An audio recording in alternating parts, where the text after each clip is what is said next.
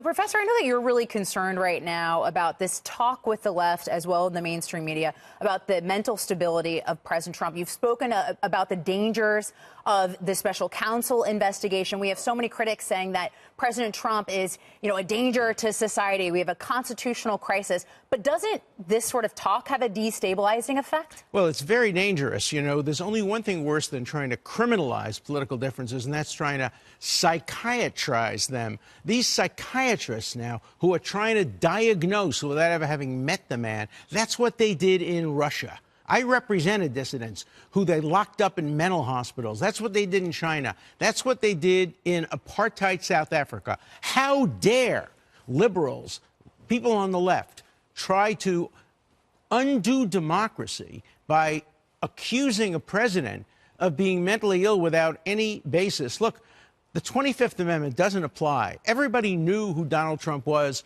when they elected him. I didn't vote for him. I voted against him. People voted for him. But he hasn't changed in office, and this idea of diagnosing him instead of opposing him politically poses an enormous danger. Well, he was arguably one of the most vetted candidates to ever run for office in public life. The left went after him.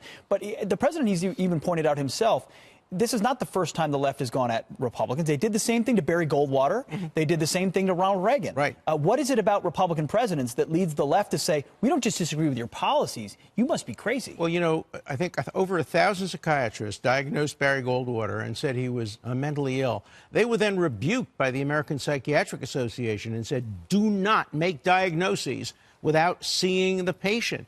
And they continue to do it today. Look, about Ronald Reagan, they had a point. He was perhaps beginning to develop Alzheimer's. We have a 25th Amendment for that.